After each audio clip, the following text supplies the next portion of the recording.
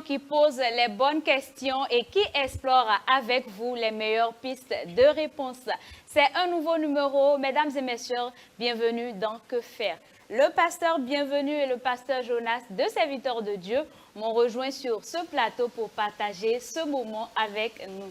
Bonsoir, pasteur Bienvenu. Bonsoir, madame. J'espère que vous allez bien. Je vais super bien. Présentez-vous à nos chers téléspectateurs. Ok, ici c'est l'apôtre Mouzandi Nounagnon Bienvenu.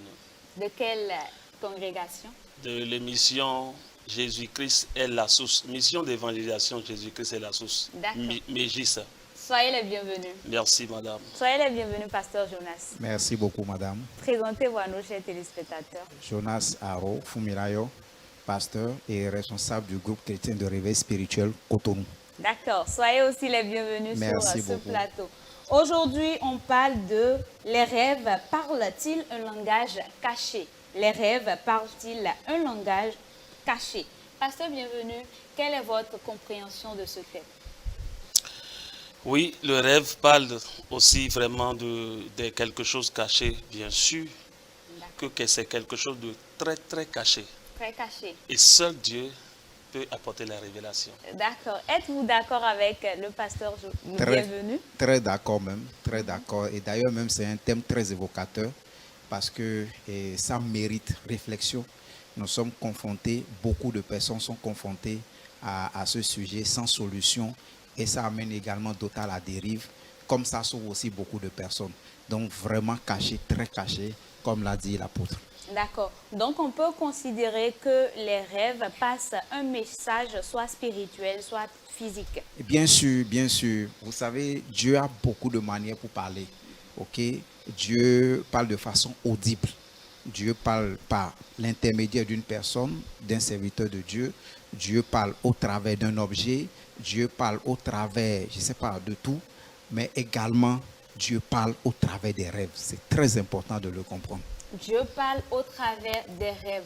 Tous les rêves sont-ils porteurs de messages? Bien sûr, tous les rêves ne sont pas-ils porteurs de messages. Il y a des rêves venant de Dieu qui portent un message très important, mais il y a des rêves qui sont des choses qu'on a vécues durant la journée ou l'environnement là où on s'est couché. Comment reconnaître qu'un rêve est porteur de messages venant de Dieu? Merci beaucoup. Pour que nous pouvons savoir que ceci c'est un rêve venant réellement qui porte un message venant de l'éternel Dieu, qu'est-ce qu'il faut faire? Il faut d'abord sonder, car la Bible dit il faut sonder et voir si réellement l'esprit là vient de l'éternel Dieu. Donc il faut toujours fouiller avec le Saint-Esprit pour voir si réellement ceci, cette rêve-là, ça vient de Dieu ou ça vient du malin ou ça vient de l'environnement là où je me suis couché ou ça vient de mes propres pensées. Faut-il prier pour le savoir? Il faut-il prier pour le savoir et il faut aussi vraiment toucher le Saint-Esprit pour savoir de quoi il s'agit exactement. D'accord. Comment reconnaître qu'un rêve passe un message? D'abord, un rêve, il faut reconnaître que c'est une source de révélation divine. Ok? À 3 niveaux. Ça peut être une source de révélation, comment on appelle, pour ce qui doit être, pour ce qui est à venir et pour peut-être un événement que vous vivez dans le présent. Donc, pour pouvoir faire la différence entre ce qui vient de Dieu et ce qui ne vient pas de Dieu, je crois que le Saint-Esprit en nous, seul, comme le pasteur l'a dit, peut nous orienter, peut nous éclairer par rapport à cela. Parce qu'effectivement, il y a des événements que vous vivez dans la journée et vous allez vous coucher et ça vient d'une autre manière. Ok, ça, ce n'est pas un porteur de message. Ça ne vient pas de Dieu. Je crois qu'on ne va pas nommer ces thèmes-là, mais il y a quand même des thèmes par lesquels on peut identifier cela de l'autre côté là-bas. Mais je crois que le message, le rêve qui vient de Dieu a forcément un message évocateur. Dieu ne nous laisse pas rêver ou ne nous donne pas un rêve en vain. Jamais. Mais dès que ça vient de Dieu et quand vous avez l'Esprit de Dieu en vous, l'Esprit de Dieu en vous vous amène à discerner si cela vient de Dieu ou pas. Quand c'est un rêve porteur de messages venant Oui. de Dieu, est-ce que tout le monde peut le reconnaître? Qui peut interpréter les rêves? Oui, tout le monde peut le reconnaître. Je dis oui ou non. Entre-temps, quand vous allez dans l'Ancien Testament, vous allez voir qu'il y a des gens spécifiques vers qui on se porte dès que vous rêvez, et eux, ils sont là pour l'interprétation. Même jusqu'à aujourd'hui, il y en a qui ont aussi le don d'interprétation des rêves. Ça, c'est vrai.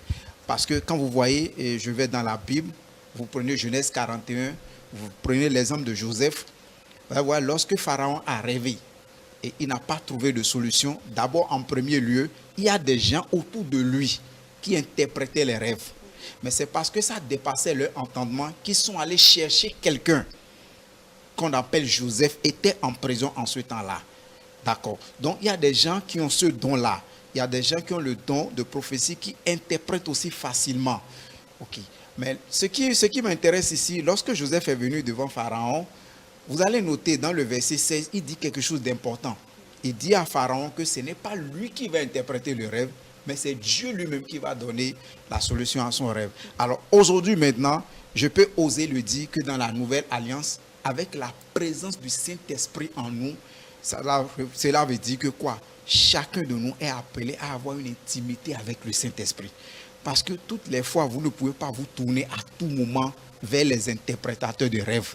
Pendant que vous portez, pendant qu'en tant qu'enfant de Dieu, converti, touché par la nouvelle alliance, toujours vous portez vers les gens. Donc le Saint-Esprit en nous également est le meilleur interprétateur des rêves aujourd'hui. Parce que, figurez-vous, quelqu'un qui interprète des rêves peut aussi à des moments donnés se tromper. Je peux voir dans mon rêve un lion et l'interprétateur peut me dire que c'est le diable qui me poursuit, alors que Jésus-Christ aussi prend l'emblème aussi du lion. D'accord. Voilà. Êtes-vous d'accord avec le pasteur Jonas? Je suis tout à fait d'accord avec le pasteur Jonas. D'accord. Mais il y a quelque chose que je vais ajouter. Aujourd'hui, les interprétateurs des rêves, vraiment, parfois déraillent. Oui. Comment? Vous allez voir les deux serviteurs de Pharaon qui ont rêvé ont porté deux rêves différents. Mais vous savez, il y a un qui dit, j'ai eu un panier sur ma tête et il y avait des pains. Pour nos interprétations d'aujourd'hui, on peut dire directement, le Seigneur t'appelle à être un boulanger. Or, c'est tout à fait une autre chose. Donc, pour interpréter les rêves, il faut aller à la profondeur du Saint-Esprit. Et je peux dire aussi, il y a des gens, c'est vrai, on peut interpréter toutes sortes de rêves. Mais il y a des rêves spécifiques qu'il faut aller réellement voir quelqu'un qui a l'habileté, qui a le don d'interpréter réellement. Sinon, on peut aussi passer à côté du message que Dieu nous donne. D'accord. Quel est le rôle de la prière dans l'interprétation des rêves? Le rôle de la prière dans l'interprétation des rêves, c'est quoi? À travers la prière, on peut détecter, on peut connaître. À travers la prière, on peut aller à la source de cette rêve-là, savoir de quoi il s'agit exactement. Je vais vous donner un exemple palpable. Il y a de cela 3 jours, un serviteur de Dieu est venu à moi et il m'a donné une rêve qui a dépassé son entendement. Je ne savais pas que je venais à cette émission. Donc, j'ai dit au pasteur, rentrons dans la prière. Et nous sommes rentrés dans la prière, on a commencé par prier. Un temps donné, j'ai dit, pasteur, le Seigneur m'a déjà fait grâce, j'ai eu déjà l'explication, mais permettez-moi, allez d'abord à la maison, je vais aller encore à la profondeur. Et la nuit profonde, je me suis levé, j'ai dit, Seigneur, c'est toi qui as expliqué au temps de Daniel. C'est toi qui as expliqué au temps de Joseph. Nous sommes confrontés à quelque chose qui est vraiment caché et nous voulons comprendre. Parce que tu as dit dans ta parole que c'est à toi les choses cachées, mais c'est à nous les choses révélées. Je veux comprendre. Et là, cette nuit-là, le Seigneur m'a donné l'explication. J'ai balancé ça au pasteur sur son WhatsApp. Et vraiment, il a commencé par acclamer. Il dit vraiment, quand j'écoutais l'audio, mon cœur me disait que réellement, ça c'est la réponse qu'il faut. D'accord. Donc, quand on interprète bien le rêve, le Saint-Esprit même révèle que c'est la vérité. Le Saint-Esprit même révèle que c'est la vérité. Parce que notre esprit, l'Esprit de Dieu témoigne à notre esprit que ça là, ça vient de Dieu. D'accord. Pasteur Jonas, quel est le rôle de la prière dans l'interprétation des rêves? Oh, le rôle de la prière. Sans la prière, vous ne pouvez rien comprendre. C'est très important. Je ne dirais pas que c'est la prière seule. Et parce que quand vous demeurez dans la prière, c'est la prière qui vous amène à discerner. Très important qu'il faut discerner. Je finis de faire un rêve, je me lève. Il ne suffit pas parce que j'ai fait un rêve, je vais me lever puis jacasser. Non. Donc, c'est la prière. Dès que vous rentrez dans la présence de Dieu, cette présence maintenant vous conduit à discerner voilà, de quoi il s'agit. Il y a même des rêves que vous finissez de faire et l'Esprit de Dieu même, aussi grave que soit le rêve, le Saint-Esprit vous dit non, calme-toi, lève-toi, déclare telle parole. C'est très important. Et au-delà même de la prière, je vais aussi associer, vous savez, pour aussi avoir la victoire, il faut aussi beaucoup aussi la méditation de la parole de Dieu. Parce qu'il y a des rêves, quand vous vous levez, quand vous l'acceptez, le rêve a pour source aussi de faire peur. Il y a la peur aussi. Parce que quand vous vous levez avec la peur, et quand vous avez peur, l'ennemi sait que vous avez peur, voilà, il vous traumatise à tout moment. Tu vois. Mais dès que vous vous levez, ça dit, il faut d'abord que vous n'acceptez pas, quand c'est un mauvais, que vous n'acceptez pas. Et c'est ça en fait, ce qu'on appelle l'identité d'un enfant de Dieu. Il faut affirmer votre identité devant n'importe quelle situation. Peu importe le rêve, peu importe la gravité, cauchemar, tout ce qu'on peut, n'importe quel nom qu'on peut donner, je crois que l'affirmation de votre identité, vraiment, c'est très important par rapport à cela. Et pour affirmer votre identité, il faut avoir passé du temps dans la présence de Dieu. Vous parlez d'identité. Oui. C'est quoi l'identité en tant qu'enfant de Dieu? Oui, je suis un enfant de Dieu. Et quand je suis un enfant, la Bible déclare que tout ce qui est né de Dieu triomphe du monde. Je prends ce seul verset-là. Ça confirme que quoi? Quel que soit, puisque je suis né de Dieu, aucun événement ne peut avoir la victoire sur ma personne. Ça, il faut que je le sache et que je mette cela dans un coin de ma tête. Et que je sache que je suis un enfant de Dieu. D'accord. Un lionceau ne peut pas, je ne sais pas, il naît avec les caractères d'un lion. Donc je suis avec les caractères de Dieu parce que je suis né de lui. Est-ce que quelque chose peut avoir la victoire sur Dieu? Est-ce que quelque chose peut avoir le dessus sur Dieu? Est-ce que l'ennemi, regardez, Christ dit, la Bible déclare que, regardez le diable, il est tombé comme un éclair. Cette phrase également suffit, il est tombé. Donc l'ennemi, notre adversaire, est déjà tombé. L'œuvre de la croix l'a déjà fait tomber. Quand je suis un enfant de Dieu et que je m'approprie de cette vérité-là, je suis confiant en mon Père. Je suis confiant en ma relation avec mon Père. Et je sais que quel que soit ce qui se passe, aucune chose ne peut passer pour intimider mon identité. C'est impossible. D'accord. Oui. Avez-vous quelque chose à y ajouter? Oui, j'ai quelque chose qui est très important aussi à ajouter à ce que le pasteur vient de dire. Vous savez, aujourd'hui, beaucoup qui sont des enfants de Dieu ne connaissent pas leur identité. Et ça crée problème. Ça crée problème en telle sorte que il se réveille peut-être d'un sommeil, d'un cauchemar ou d'un rêve, je ne sais même pas. Il se lève à 2h du matin ou à 3h du matin, il appelle directement le pasteur. Pasteur, c'est quoi? Tu dors? Ce que je traverse ici, c'est difficile. Vous savez pourquoi ce dernier peut agir ainsi? Parce qu'il ne connaît pas son identité. Il ne sait pas ce qui est en Seigneur Jésus. Il ne sait pas sa position. Il ne sait pas de quoi il est capable. Si tu connais ton identité, en connaissant l'identité, il faut aller à la profondeur de la parole de Dieu.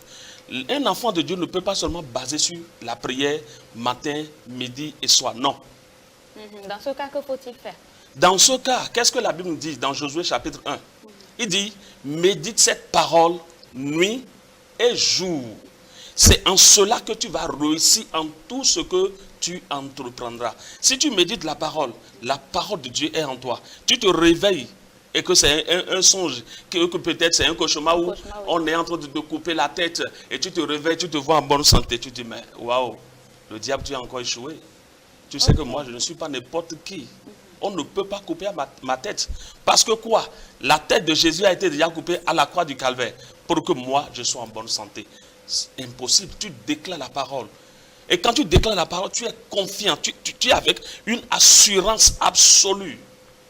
Est-ce que quand tu maîtrises, quand tu connais ton identité en Jésus-Christ, est-ce que ce n'est pas plutôt dans le rêve que ça se manifeste? Wow, parfois. Parfois. Je ne peux pas dire toutes les fois. Parce que parfois, si tu connais ton identité, moi je dis souvent, ce n'est pas seulement l'identité. Si tu as la parole de Dieu dans ton âme, si tu as la parole de Dieu en soi, aucun cauchemar ne peut pas pourchasser un enfant de Dieu. Ou voir un calebasse qu'on est en train de faire, ou un sorcier en train de chasser, ou c'est un sangbéton qui est en train de menacer. Non. Un enfant de Dieu, lui, prend autorité.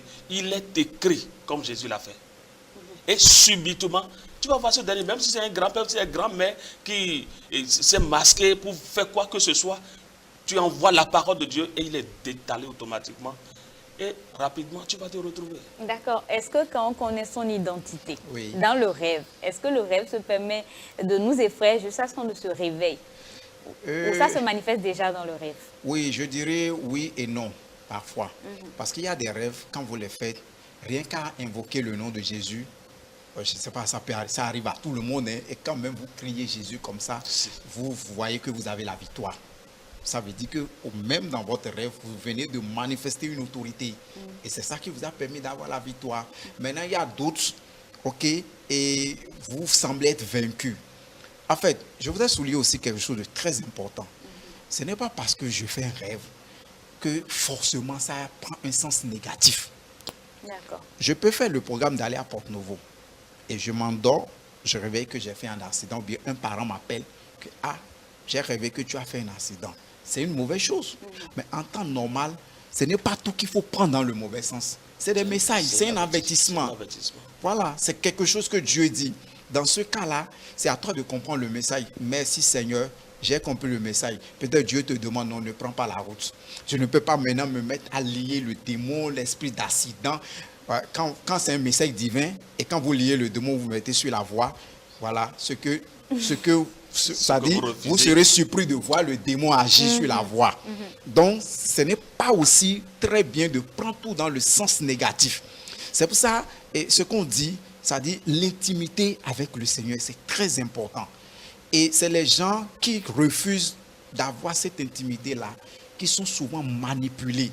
Parce que quand vous n'avez pas de relation avec le Seigneur et que c'est votre guide spirituel, votre père spirituel, votre pasteur, à qui vous confiez, vous parlez de rêve à tout moment. Et aujourd'hui, on le voit aussi dans beaucoup d'églises où beaucoup sont malmenés, où le pasteur... Parce que quand tu n'as pas une intimité, c'est l'interprétation que Dieu te donne, que tu conçois. Tu avales cela.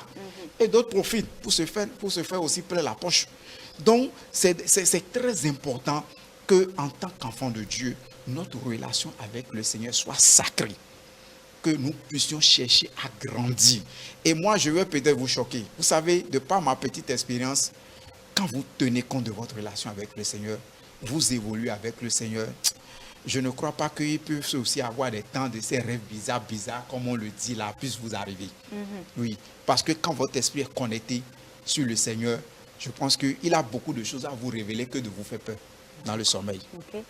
Mais quand tu es un enfant de Dieu, oui, et que voilà, les rêves finissent par arriver comme ça, est-ce que ces rêves-là ne veulent pas peut-être révéler des alliances, de ces choses-là peut-être qui te lient, des chaînes qui te lient peut-être au passé? Oui, je ne dirais pas non. Je ne dirais pas non. On l'a dit tout à l'heure, que c'est des messages. Peut-être que Dieu voudrait que tu te lèves dans un domaine de ta vie, voilà, qui bloque ta destinée, qui bloque ton évolution. Dieu peut te le révéler. Et maintenant, cette révélation t'invite maintenant à une relation avec Dieu. Bien sûr qu'il y a des rêves révélateurs qui vous montrent que non, tu es bloqué dans tel domaine. C'est à cause de ça là, c'est à cause de cette alliance-là. Donc, quand c'est révélé comme ça, ce qui a lieu de faire, il n'y a rien d'autre à faire que si ce n'est pas la prière. D'accord, pasteur Jonas. Oui. Quand tu te retrouves dans le cas et que tu te sens impuissant face à ce rêve, que faut-il faire? À qui faut-il avoir recours? Merci. À part Dieu, bien sûr, à part la prière. À part Dieu, à part la prière. Quand tu te sens impuissant. Quand tu te sens impuissant. À part Dieu, à part la prière, Il n'y a rien d'autre. il n'y a pas encore autre chose à faire. Est-ce qu'on peut demander de l'aide des hommes de Dieu? Oui, pourquoi pas. Quand quelqu'un se sent faible, il peut toutefois demander l'aide de l'autre. Bon, je suppose qu'il se sent faible, il n'arrive pas à prier. On nous dit, le fer aiguise le fer. Donc, il faut aller chercher quelqu'un qui est encore brillant, qui est encore debout, qui peut relever celui-là qui est au sol. Donc là, lui commence par prier avec lui, un peu, jusqu'à il va se relever et il sera encore très fort pour soutenir encore d'autres personnes demain. N'importe quel homme de Dieu. Ou il y a des personnes spécifiques pour ça? Est-ce que je vais dire il y a des personnes spécifiques? Je peux dire oui, je peux encore dire non. Pourquoi oui? Il y a des hommes spécifiques qui sont dispos pour le travail de Dieu. Mais il y a des hommes encore spécifiques qui sont dispos, non pas pour le travail, non pas pour relever quelqu'un, mais pour avoir, si je m'approche de lui, quel sera mon retour. Si l'intérêt. Si c'est comme ça, cet homme n'est pas là pour relever celui qui est fatigué. Donc il y a des hommes spéciaux qui sont dispos pour ce travail. D'accord. Vers qui doit-on se tourner quand on se sent impuissant face au rêve? Oh ouais, je crois que le pasteur a si bien répondu. Et tout à l'heure, il a donné son exemple qu'il y a 3 jours, et quelqu'un a rêvé et lui a fait appel. Et ensemble, ils se sont donné la main d'association, ils ont prié. Et moi, j'ai l'habitude de dire, c'est très important aussi, à un moment donné aussi dans votre marche, d'avoir aussi ce qu'on appelle les partenaires de prière. Des partenaires de prière. Ça dit, ça peut arriver à tout le monde, mais quand ça m'arrive, avec qui je cours rapidement. Et la personne, tant qu'il est votre partenaire, il est disponible à vous soutenir, à vous donner la main comme il le faut. Contre rien, il se donne à vous. Maintenant, quand vous n'avez pas d'un partenaire, et quand vous n'avez pas aussi un niveau aussi pour détecter la voix de Dieu, comment est-ce que Dieu marche, comment est-ce que Dieu fonctionne avec vous. Alors, si vous avez un guide spirituel, un père spirituel, un homme de Dieu qui est bien, je vous conseille aussi d'aller voir cette personne-là, de lui expliquer, quitte à lui maintenant de trouver du temps pour vous soutenir également dans la prière. D'accord, j'ai une petite préoccupation. Oui, allez-y. Est-ce que par rapport aux rêves d'alliance, Oui. les rêves qui nous avertissent par rapport à certaines alliances que nous avons peut-être dans la famille et tout ça, Oui. est-ce qu'il y a une manière ou un rêve spécifique par lequel on reconnaît que ça parle de ça? Ah, moi, je ne suis pas spécialiste des rêves pour vous dire qu'il y a un rêve tel, ou bien quand vous allez voir ça, ça veut dire ça. Oui, parce que je reviens là-dessus, par ma petite expérience, vous savez, il y a des gens spécialistes de ça. C'est-à-dire, on vous dit que quand vous voyez l'huile rouge, par exemple, c'est un mauvais signe. Il y a quelqu'un qui dit aussi que quand vous voyez de l'argent dans votre rêve, c'est que vous allez manquer d'argent. Mais est-ce qu'il faut croire à ces suspicions? Merci. Moi, par exemple, je vous fais une petite confidence, un témoignage. Quand moi, je rêve et puis je vois de l'argent, c'est que le lendemain, l'argent vient. Waouh! Bien sûr. Bien sûr. Il faut souvent rêver. Voilà. Et quand je rêve et je vois l'argent, je suis heureux, je suis content. Ah, mais par contre, ce que moi, j'ai le plus entendu de la bouche des gens, même de certains hommes de Dieu, quand tu rêves, tu vois l'argent, c'est que tu es pauvre. Ou bien tu vois tel objet. Bon, je crois qu'on ne va pas rester dans ces polémiques-là. On n'est pas là pour faire peur aux gens. On est là quand même pour apporter une solution aux gens. Peu importe ce que vous voyez, quand vous savez que ça là, c'est lié à ma vie. C'est un blocage pour moi sur lequel Dieu vient de me révéler quelque chose. Vous voyez un peu? Voilà, il y a des rêves qui l'expliquent aisément. Vous dormez, vous rêvez que vous voulez entrer dans une maison, tout est formé. Vous forcez, vous ne rentrez pas. Vous forcez, vous ne rentrez pas. Ça peut être des messages. Voilà, attention, tu es à la porte d'une bénédiction. Lève-toi dans la prière, voilà, afin que cette porte-là soit débloquée. D'accord. Voilà. Je vous retourne la même question. Qu'est-ce que vous pensez de ce que le pasteur Jonas vient de dire? D'abord, avant de répondre à cette question, je veux aborder quelque chose de réel qui s'est passé, un témoignage, un fait. Nous devons savoir, si nous avons des rêves, de ne pas aller vers n'importe qui, sinon ça peut créer des problèmes. Regardez un couple qui fait, c'est le mari qui fait le rêve, et il voit qu'il est en relation avec son épouse. Au lieu que le mari reste en haut, l'épouse en bas, c'était le contraire. C'est la femme qui est restée en haut et le monsieur est en bas. Quand il s'est réveillé, ils étaient étonnés, il est parti directement voir son pasteur. Il dit, pasteur, j'ai eu un songe, mais je ne comprends pas. Le pasteur dit, non, attends-moi. C'est qu'il est toujours pressé, il est parti voir quelqu'un d'autre. Quelqu'un qui lui explique toujours des rêves. Et ce dernier lui dit, ta femme est une sorcière. Et vous savez, ce foyer a été divisé. J'en connais, je sais de quoi je parle. Le foyer a été brisé parce que le mari a vu immédiatement la sorcière qui est en train de détruire toute sa vie. À chaque fois qu'elle regarde son épouse, elle voit l'image de la sorcellerie. Pourquoi? Parce qu'on lui a interprété une rêve. Au lieu de positif, on l'a amené à négatif. C'est qu'on a détruit totalement ce sens-là. Et ça fait que le rêve n'a plus porté ce qu'il peut porter. Donc, faisons beaucoup attention. N'allez pas vers n'importe qui pour dire, explique-moi les rêves. ça détruit, ça brise les foyers, ça détruit le père au fils. C'est que le famille est brisé quand on interprète mal ces genres de rêves. Donc faisons beaucoup, je répète encore, faisons beaucoup attention. En ce qui concerne la question que vous avez posée, est-ce qu'on voit telle chose, ça explique tel, je suis de même abord que mon pasteur. Vous savez, les gens disent, quand tu rêves et que tu vois que tu es en train de prêcher, quand tu prends la Bible, tu ne peux plus bien prêcher.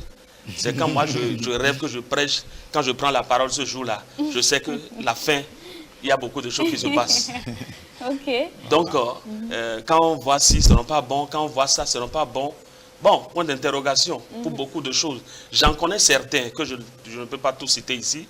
J'en connais certains que je ne peux pas tous citer ici, mais faisons beaucoup attention quand on voit ce genre de choses. Supposons maintenant que tu as vu l'escargot dans ton sommeil. Ça donne quoi? Ça va ralentir ta vie. Au lieu d'avancer, c'est qu'on prend l'exemple d'escargot, comment il marche. On dit, ah vraiment, lève-toi, prie pour que Dieu soit toujours avec toi. D'accord. Il y en a qui font les rêves, qui se réalisent. Est-ce que ces personnes sont spéciales? Non. C'est des dons que Dieu donne à chacun. Vous savez, j'en connais des enfants. Ce sont des enfants. Hein. Quand quelqu'un se réveille et dit, j'ai rêvé. Lui, il dit, mais papa, moi je ne rêve pas, pourquoi? J'ai dit, mais je ne sais pas, tel que tu dors là, c'est comme ça, moi-même je dors. Mais moi, quand je dors, je me réveille avec des rêves. Toi, je ne sais pas. C'est Dieu qui a fait ainsi. D'autres rêvent et ça marche. Moi-même, dans ma congrégation, il y a des gens, quand ils viennent dire, ah, apôtre, j'ai fait tel rêve, j'ai eu peur. Parce que je sais que quand eux, ils rêvent là, ça marche toujours. D'accord. Quand c'est positif, je dis, waouh, gloire à Dieu. Quand c'est négatif, je dis, levons-nous pour prier. Parce que lui, il a un contact avec son Dieu. Il a une amitié avec son Dieu. Donc quand il rentre, je prends un exemple. Son mari est parti chercher la femme. Et le mari est revenu à la maison sans rien dire. La femme a dormi, le lendemain il dit, ma chérie, et demain là, tu as découché où? La femme là a telle taille, telle couleur, tel teint. Wow. Le mari s'est levé, il s'est agenouillé. Il dit, excuse-moi, j'ai fait un. Wow. Donc il y a des gens, c'est que le Seigneur les a accordé la grâce. C'est pour cela qu'il dit, même moi, même quand il vient, il dit, j'ai rêvé, j'ai dit, hé, parle. Tu as vu quoi et quoi? C'est ça. Parce que je sais que quand lui parle là, non. Ok. Il y a des gens qui rêvent et puis ça se réalise. Oui. Est-ce qu'ils sont spéciaux? Bon, comme le pasteur l'a dit, c'est des grâces. C'est comme moi aussi. Je ne rêve pas. Mais il peut arriver, quand je fais un, c'est que c'est à 100% garanti. Ça marche. C'est à 100%. Je peux peut-être faire 2 dans une année. Mais quand je les fais, moi-même, maintenant, quand c'est négatif, ça, il faut commencer. Et j'ai aussi l'expérience aussi, quand je déclare, quand je prie, ça n'arrive pas. Mais la plupart du temps, voilà, ça se réalise. Donc, c'est des grâces que Dieu accorde à certaines personnes de cette manière-là. Pour ces personnes-là, Oui. comment faire pour ne pas déborder, pour ne pas utiliser ça, pour ne pas mal utiliser ce don ou cette grâce de Dieu? Et comment il faut faire? Puisque personne ne prie chaque nuit pour dire Seigneur, je vais rêver. Oui. Donc, c'est le Père qui décide. Et quand ça vient, eux ne peuvent que communiquer. Maintenant, pour que ça ne déborde pas, je crois que aussi que c'est des personnes aussi qui doivent demeurer aussi dans une étroite intimité avec Dieu. D'accord. Voilà. Doivent-ils demeurer dans l'intimité avec Dieu pour être canalisés? Bien sûr, il doit demeurer dans l'intimité de Dieu pour être canalisé et aussi vivre une vie de sainteté. Parce que Dieu, notre Dieu, c'est un Dieu d'ordre. Notre Dieu ne vit pas dans les désordres. Donc il faudrait que ce dernier sache qu'il est un instrument de Dieu et il doit bien se garder. Est-ce que ton message, le message qui t'est destiné, peut passer par quelqu'un d'autre dans un rêve? Bien sûr, Ok. le message qui est à toi peut passer par quelqu'un d'autre dans un rêve. Et lui va venir maintenant pour te l'informer. Mais faisons beaucoup attention. Ok. Dans ce cas-là, faisons beaucoup attention. Parce qu'aujourd'hui, vous savez, c'est pour cela que la Bible dit, il dit, celui qui a rêvé donne l'explication réelle de ce qu'il a vu dans ses songes. Parce qu'aujourd'hui, il y a des fabricants de rêves. Hein, le rêve qui n'existe même pas. Puisqu'il a vu la jeune fille tellement belle, elle vient seulement et dit, j'ai vu dans mon rêve que je t'ai porté un anneau et tout ça là. Et puis, ah, jeune fille, tu dis, ah, vraiment, tu es avec Dieu, Dieu te parle. Je te suis. Là, c'est les dégâts. Faisons beaucoup attention. D'accord. Qu'en dites-vous? Oui, pour le dernier exemple que le pasteur a donné, c'est très important, surtout pour nos jeunes frères, pour nos jeunes sœurs, parce que ça fait que les mariages sont beaucoup combattus aujourd'hui à cause de ces gens de rêves. Ouais, j'ai rêvé que tu es mon épouse. Non, je crois que si le rêve peut passer par une autre personne, ça c'est tout à fait normal, mais c'est là où la sagesse divine doit intervenir. C'est très important, pas seulement le rêve, même tous les messages que Dieu nous donne pour quelqu'un d'autre, nous devons forcément faire appel à la sagesse. Vous voyez le cas de David. Vous voyez le cas de David et du prophète Nathan. David a couché avec la femme d'Uri. Dieu a révélé cela au prophète. Mais quand le prophète est allé chez David là, il n'a pas vu le roi, parce que après tout, David c'est quand même un roi. Il n'a pas dit, David, oh Dieu m'a révélé que tu as couché avec femme. Non. Vous voyez comment est-ce qu'il a fait appel à la sagesse. Il a donné un exemple d'un roi qui a beaucoup de brebis et de quelqu'un qui a une seule brebis. Et le roi ne savait pas que c'était lui. Et il a commencé par crier que qui a fait ça dans mon royaume. Et simplement, avec toute la sagesse, le prophète lui a dit que mais c'est toi-même. Vous savez, la façon dont le prophète a utilisé la sagesse a amené David à la repentance. S'il n'utilisait pas la sagesse, ça pouvait lui causer la mort. Étant prophète avec l'onction tout et tout là, le roi allait le tuer et rien n'y arrivera. Donc Dieu peut me faire porter d'un message, mais c'est à moi maintenant de faire appel à la sagesse divine pour savoir maintenant demander à Dieu, Seigneur, comment est-ce que tu veux que je communique le message. Je peux même attendre 1 semaine, 2 semaines et passer du temps dans la présence de Dieu afin que Dieu me donne maintenant le schéma par lequel je vais libérer le message. Donc ça peut ne pas être automatique, ça peut prendre du temps, mais ce que je veux souligner ici, c'est très important. Il faut qu'on ait la sagesse. Quelqu'un qui rêve et qui voit, par exemple, et comment on appelle, et sa femme en train de coucher avec un autre homme, je ne veux pas aller le voir pour lui dire, ah, j'ai rêvé hein, et j'ai vu ta femme en train de coucher avec un autre homme. Ça va amener beaucoup de dégâts. Beaucoup de dégâts. Donc c'est pour cela la sagesse divine est très importante. D'accord. Pasteur Jonas, pasteur, bienvenue. Nous avons quelqu'un qui voudrait partager son histoire avec nous et ensemble, nous allons lui apporter des solutions. Okay. On va suivre ensemble l'histoire du jour, chers téléspectateurs. Je suis un nouveau converti et j'ai un problème que j'aimerais partager avec vous pour avoir vos avis par rapport à ma situation. Souvent, je fais des combats spirituels dans mes rêves. Je combats souvent de temps en temps mon grand-père maternel dans mes rêves. Il y a un temps, j'étais en voyage à l'ouest. Une nuit, aux environs de 3 heures du matin, j'ai fait un rêve dans lequel mon grand-père m'avait attaché les bras, accompagné de mon oncle maternel. J'étais vraiment effrayé. Et comme je vous l'avais dit que je suis un nouveau converti, j'ai en même temps appelé le nom de Dieu et du sang de Jésus. Et en même temps, mon grand-père maternel là était tombé par terre. En même temps, tout à coup, de l'autre côté, je me suis réveillé, je suis sauté sur mon lit. Étant effrayé, j'ai commencé par faire la prière.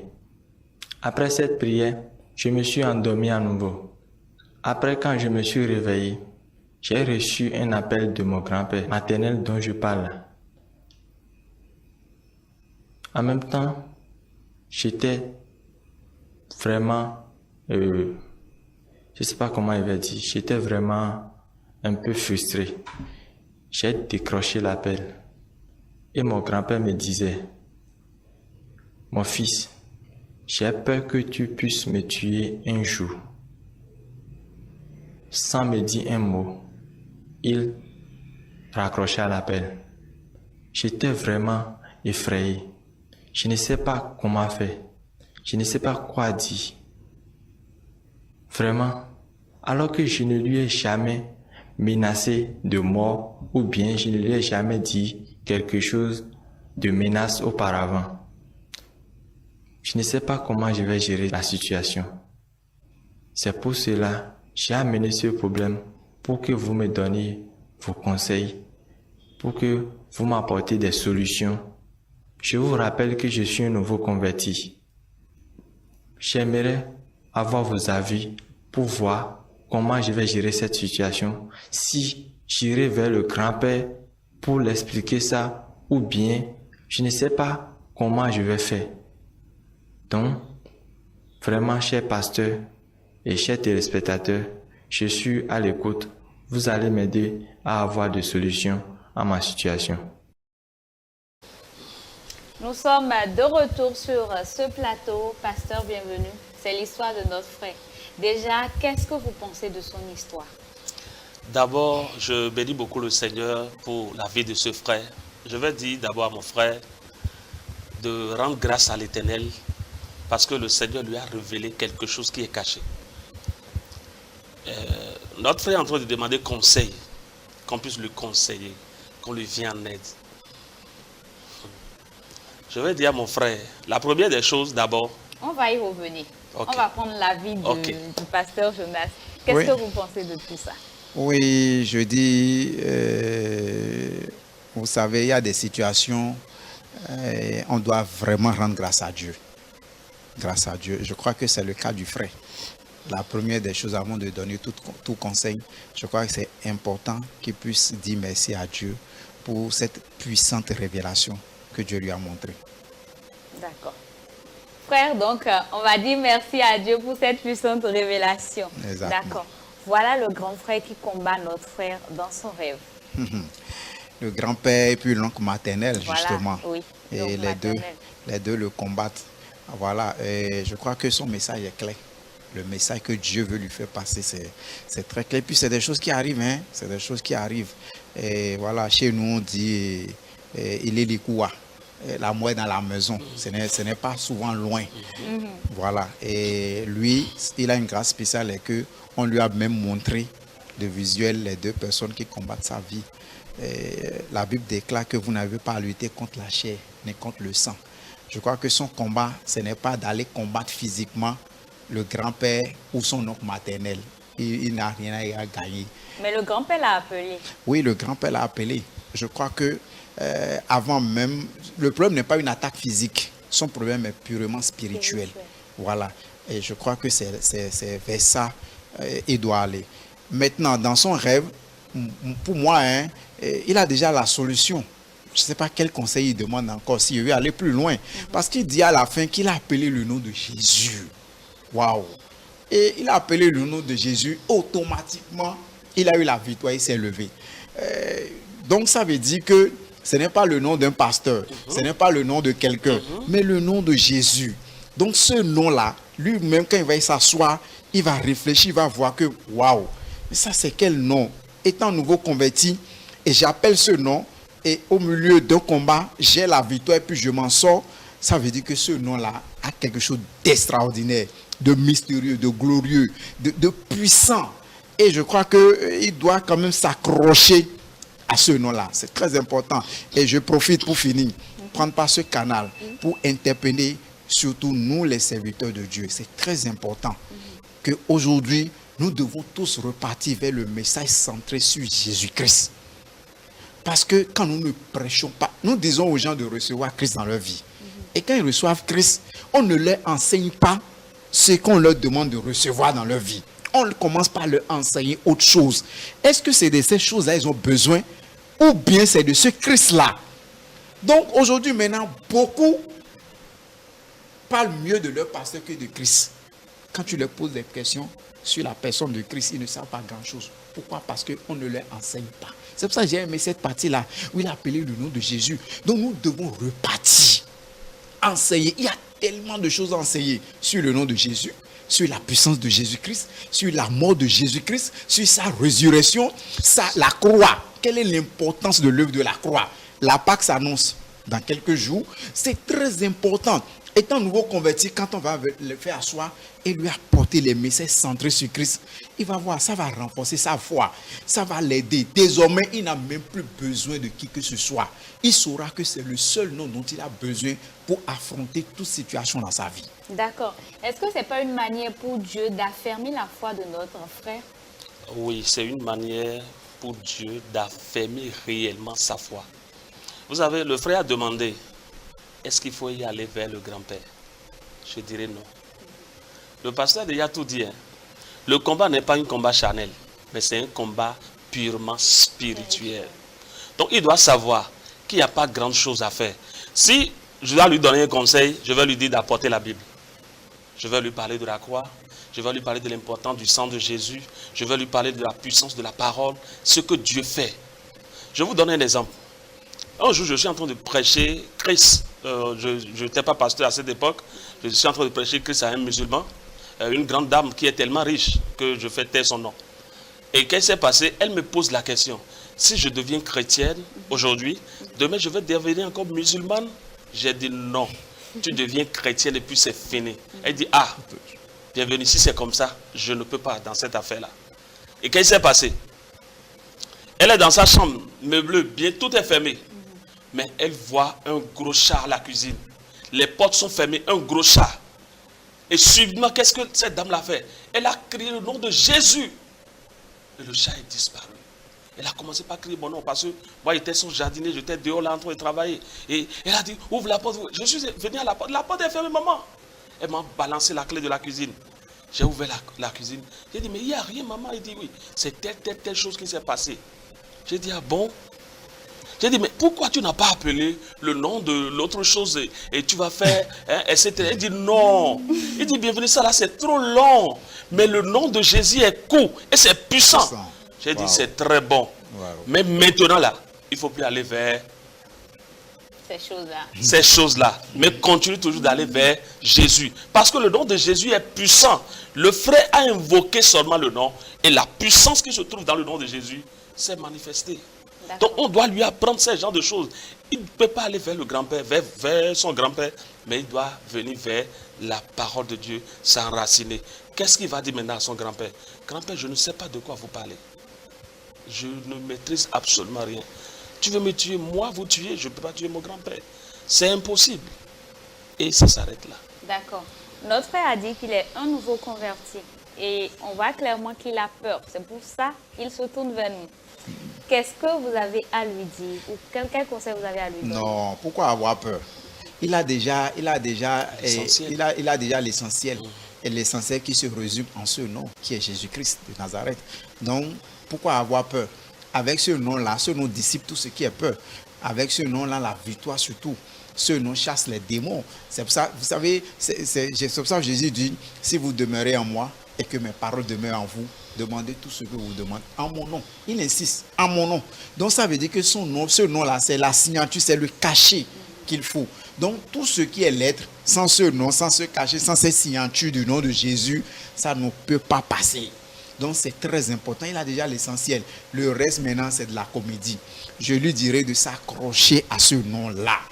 De s'accrocher à ce nom. Si c'est ce nom, en tant que nouveau converti, il croit réellement en ce nom.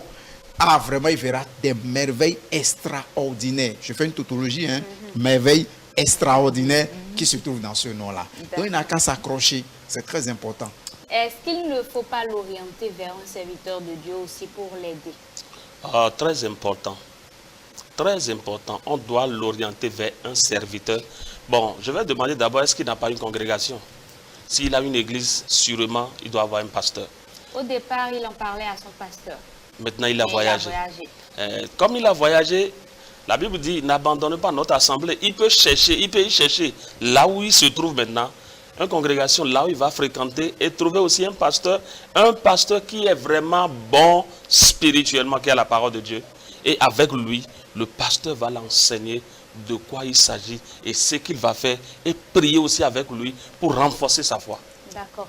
Vous êtes du même avis? Oui, mais je vais ajouter. Vous savez, permettez-moi, hein, dans la Bible, la femme qui perdait le sang là, la femme qui perdait le sang là, oui. Vous savez, moi j'ai l'habitude de dire aux gens, c'est pas où lui elle a reçu sa guérison. Oh non, celui qui lui a prêché l'évangile, parce que la Bible dit, ayant entendu parler. Donc c'est quelqu'un qui lui a présenté Christ. Waouh, je dirais vraiment que c'est cette personne qui a fait tout le travail. Qu'est-ce que je veux dire par là? C'est très important, votre base. Étant nouveau converti, ça dit, s'il ne cherche pas un endroit où le véritable Christ est enseigné, c'est foutu. C'est très important. Parce que la guérison de cette femme-là est suite à ce qu'elle a entendu de Jésus. Qu'est-ce qu'elle a entendu? Comment on lui a présenté Christ? Et je crois que c'est le problème de plusieurs aujourd'hui. Quand vous allez dans un endroit où on vous présente mal Christ, vous marchez mal. Soit disant que vous marchez avec le Seigneur. Donc, c'est très important qu'il puisse chercher un endroit où le vrai Christ est révélé, le vrai Christ est prêché, sans additif. Christ, 100% Christ. On n'ajoute rien, on ne retranche rien. C'est très important. Donc, là où le message que vous recevez dès votre premier pas dans le Seigneur, c'est ça qui vous suit. D'accord. Vous êtes bien bâti, vous devenez un bon serviteur de Dieu, vous devenez quelqu'un de bien dans la parole de Dieu. Mais quand vous êtes mal bâti aussi, dans la suite aussi, on sait que vous êtes mal bâti. Donc c'est très important. D'accord, pasteur. On va aussi prendre l'avis de d'autres personnes. Oui.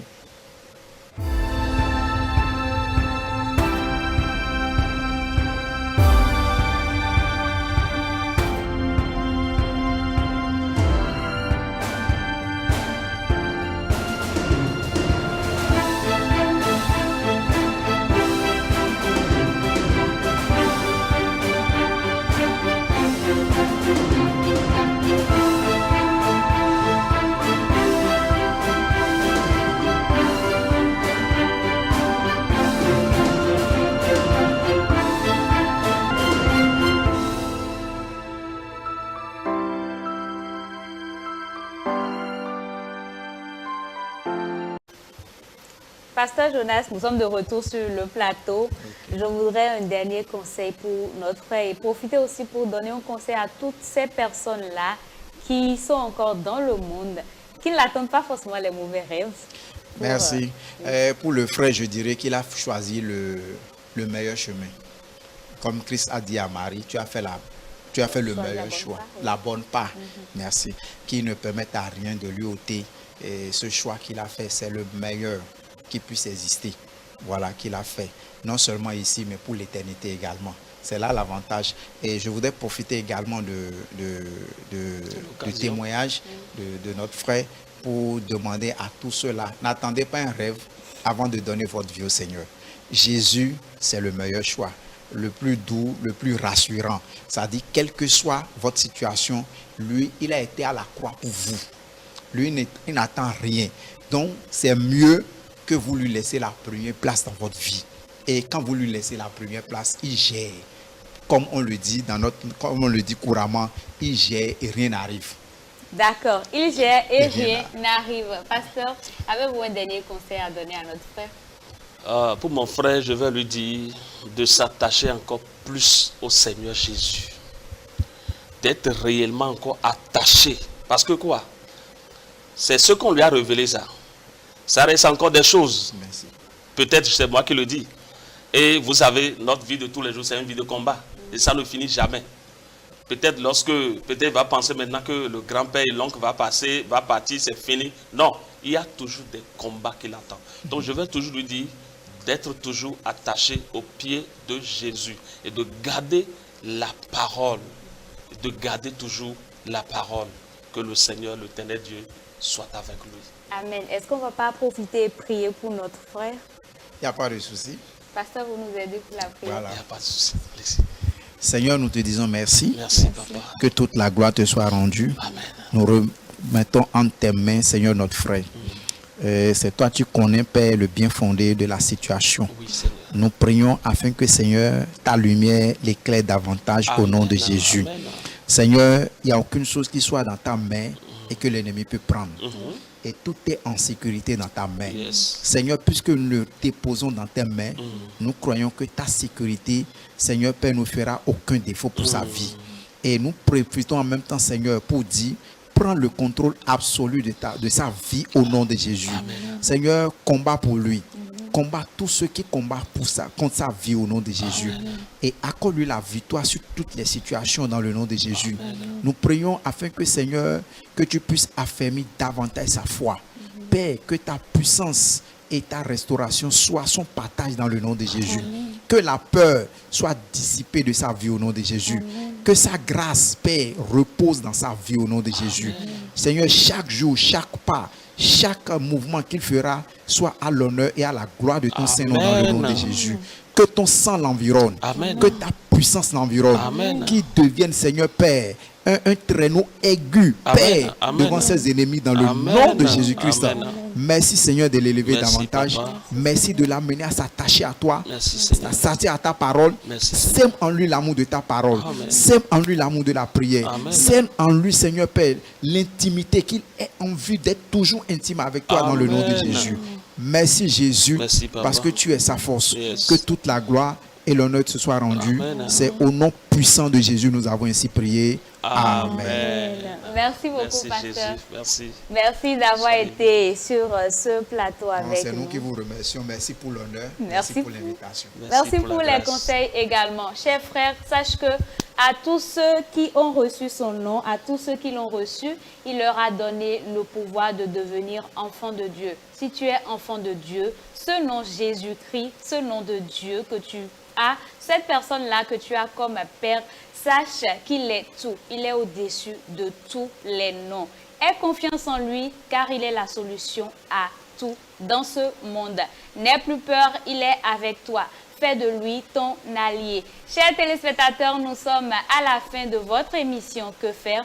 On se donne rendez-vous très prochainement pour un nouveau numéro, pour une nouvelle histoire, pour des conseils édifiants. N'oubliez pas de nous envoyer vos histoires au plus 229 61 31 07 70 plus 229 01 61 31 07 70. À très bientôt pour un nouveau numéro de Que faire.